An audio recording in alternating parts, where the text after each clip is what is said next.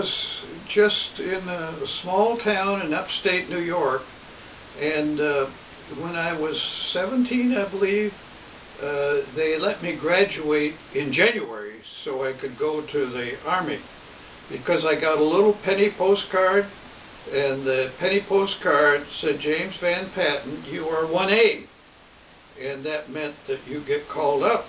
So my mother went with me because father died years ago, and she went with me and said, "My son can't see, and he's my oldest son, and I really need him to stay with me." And so I didn't want to stay on the farm, and so I squinted so I could see the test, and they took me right away. They gave me big glasses, and so I went to Camp Upton, Long Island, Staten Island in New York, and I learned to keep busy. They gave us all kinds of shots for overseas, and we had bayonets. So they'd go out and ask us to cut the grass with the bayonets, because to keep us busy so we'd keep out of trouble. So let's see, I was there, and they'd ask you, "Are you a high school graduate?" And I'd step out very proud, and they say, "Okay, you guys will peel potatoes." So we had big cans of potatoes, and I'd peel them and peel them and peel them, and dig what we call trenches, latrines. And then they said the war is getting close, so they put us on a train, and we went to Camp Shelby, Mississippi, which is still there. And then I trained, and my graduation was a 25-mile full field pack march all night. And so I did, and then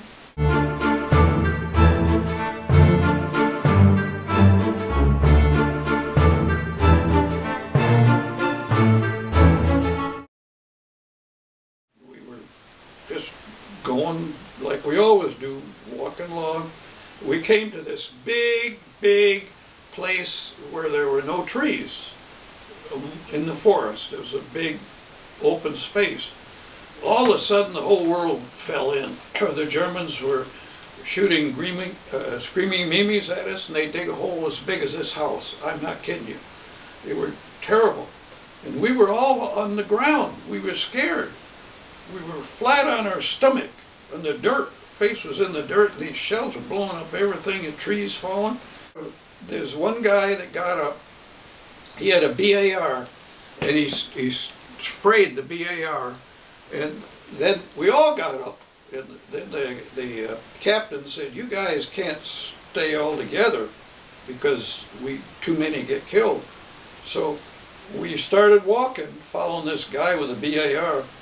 And then they had the little trees, reforestation, all in rows.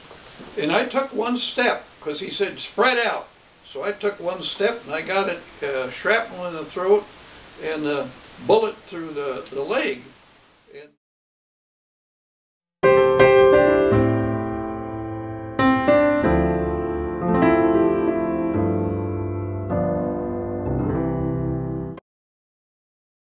they were all over the place. Medic, medic, medic, medic, all night. And in the morning, they heard the guys that said, "This guy is still alive," and they got the German prisoners to haul us on stretchers to a jeep.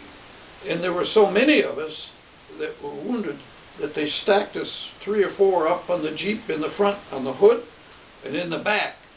And then they took us to a little town, and put me on the floor of a German house in the kitchen, and the lady said, "Let's give this guy the last rites," because I sure didn't have much neck.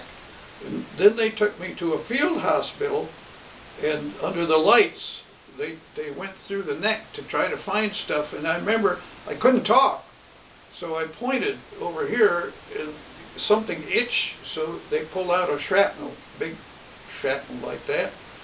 And then they took me, they took my leg or whatever. In those days you put pins in them, and they took me to a Catholic hospital in Paris where the women wear big hats, and I was there for a while. Then they took me to England, and I was in there for a long time with a thing through my knee. And then they put me in a body cast on a ship, what do you call it, medical ship, to come back to the United States. And we didn't have any money, so my uncle loaned my mother and my brothers money to come and see me. And they came and didn't recognize me because one of my face was not movable, one side. And so that's about what happened. And after discharge, I've been in the universities ever since, going to school or teaching. That's about it.